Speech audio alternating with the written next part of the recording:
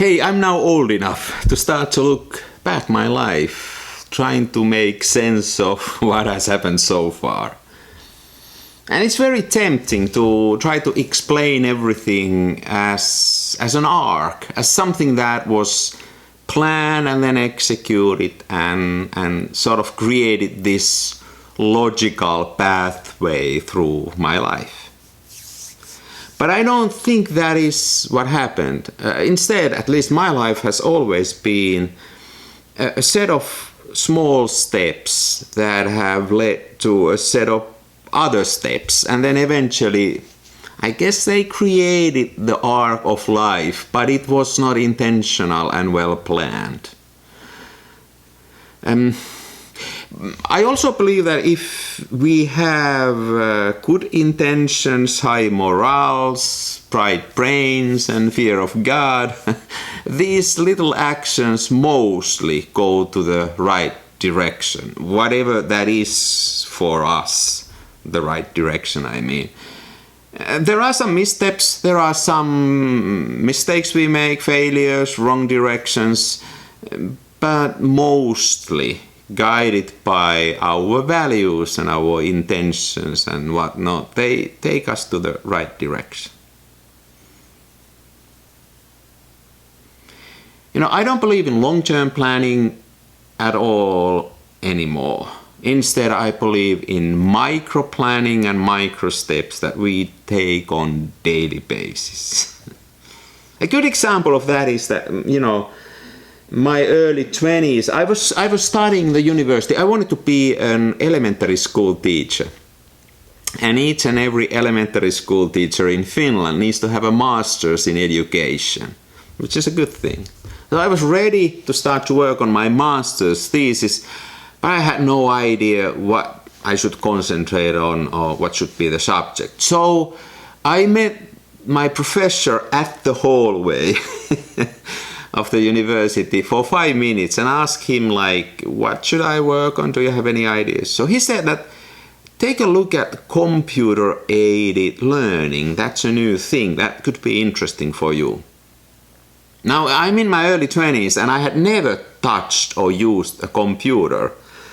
Now it's 1987 or 88. Things were different back then. So that was something totally new to me.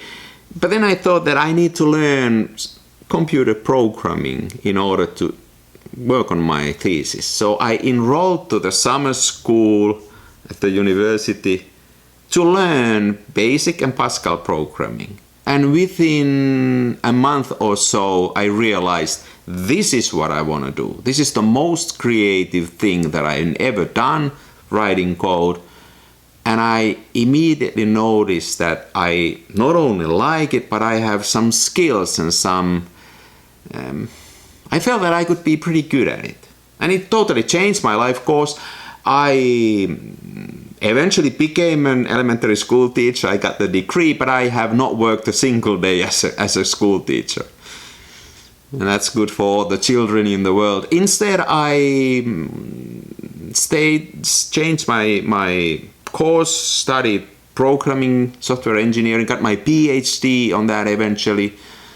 Then so far has been working in that field. Run the entire mobile software for Hewlett-Packard and mobile security for Intel. And I've done a lot of things in the area of software. Everything based on this 5-minute discussion at the hallway with my professor.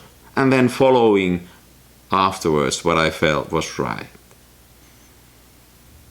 It's like incremental and iterative, if I was using software engineering terms. Or lean startup, if we think about building a startup business, where you experiment and then you learn from those experiments and then you change the course and experiment again. Instead of a long-term planning, you plan just the next step and then you go from there. But hey, this is not a cheesy psychology channel or startup business channel. This should be a photography channel. And I am an enthusiastic amateur photographer. And that means that I want to get better at doing and conducting photography. But like my life at large, also my photographic journey has been full of these little micro steps that have led to where I'm today. And I've enjoyed each and every step, and I think that's the way to get better at photography or anything you do. You need to try new things, break things, experiment, and then see if that works for you.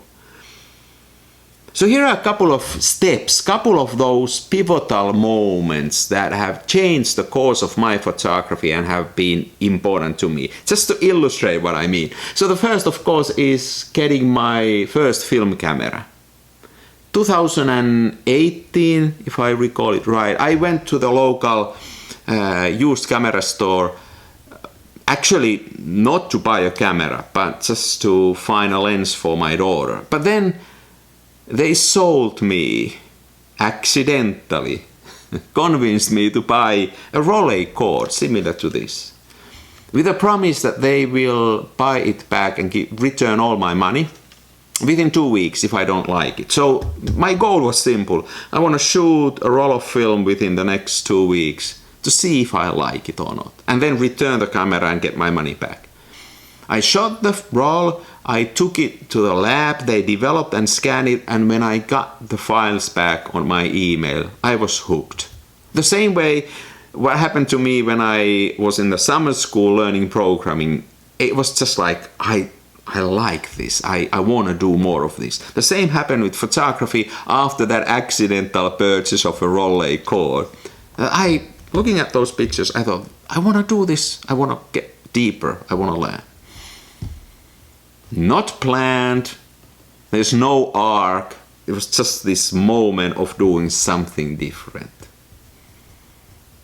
You know, prior to that moment, photography was not in anything I would be interested in. Then, sometime later, I wanted to develop films at home. It was mostly because I wanted to save money and I didn't want to wait for the lab to process my film. So I wanted to try it and it worked out fine, and I immediately noticed that not only I can get it cheaper and faster, but I also have now new creative control over my photographs. I can choose my developer and my film combinations, control the grain. I learned to push and pull, do all kind of things that gave me a new palette of tools that pushed me once again forward on that path. Just this desire of saving money opened a totally new set of possibilities. Pinhole photography, you know, I was really not interested in pinhole photography, but one day I just wanted to try what is the fuss all about. So I took a camera and removed the lens, put a tin foil in front of the camera instead of the lens and made a hole in it and took a few pictures. And I liked the results, so I wanted to try more of pinholing. And then what happened to me is that I had pinhole camera with me when I was just somewhere, and I didn't have a tripod because I don't like carrying tripods. But a pinhole camera needs a long exposure time, so I started the habit of putting my pinhole camera on the ground and shooting upwards, long exposure times, and that accidentally gave me a perspective that I really like. It's instead of taking pictures from the eye level, just putting the camera really low. And pinhole camera taught me that. The other thing that pinhole camera taught me was to really enjoy long exposure times, because they are mandatory with pinhole camera. And I've taken I think my best work using long exposure times, and I won some neat competitions with those photographs. And it was just accidentally because of the need to use long exposure with a pinhole camera. Now I use a lot of ND filters with my other cameras too, just to make exposure times long. Accidentally opening the door of freezing the movement in my photograph, dealing with dynamism and movement through long exposures. I set up my own darkroom accidentally. I found an old enlarger and I really liked it. And then I got a better enlarger, and now currently I'm thinking working in my darkroom is more important than shooting at the location. It's the darkroom where the photographs are created, not at the location. Yeah, I'm just making a point here. It's not exactly like that, but you get the point. Just trying it, just wanting to experiment, opened me this door. Had I not liked darkroom process, it would have been easy to walk away and not continue on that path.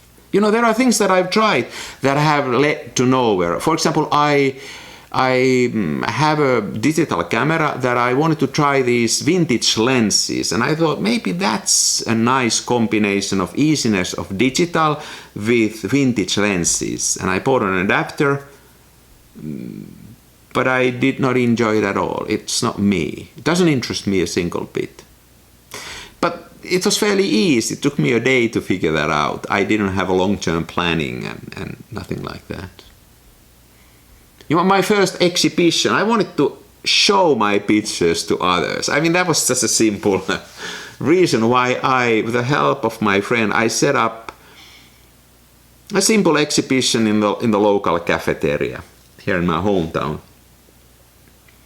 I learned to frame my pictures, make prints and hang them on the wall. I also wanted to learn to sell my prints, but I didn't have confidence that my art would sell. So I was a bit sneaky, and what I did was that I set the price for my pictures, and I gave a promise that if you buy a picture from that cafeteria exhibition, I donate all the money to the local charity that works with, you know, homeless people and addictions and whatnot. So now people bought a lot of my work, not because they were not that good, but because they wanted to support a good cause. And then I also felt that was a nice experiment. And now, currently, I'm selling my prints. I've sold quite a few, and that sort of led to me understanding better how to set up an exhibition. I now set up solo exhibitions and joint exhibitions in different places, from the US to Romania and here back in Finland. And it was just this little step of the local cafeteria, getting my pictures on the wall. My first zine was really an experiment of getting my photographs through a print shop. And that taught me a lot about how to deal with print shop, how to get your photographs printed the way you want. I learned what's the difference of digital printing versus offset printing. And now that I had my new book made, which many of you have bought, thank you so much. I've been really pleased to see how many I have sold, to the extent that it's almost sold out now. But you know, this is an offset print, so I learned what that means and what kind of results I can get with that. But it's all started with the small experiment.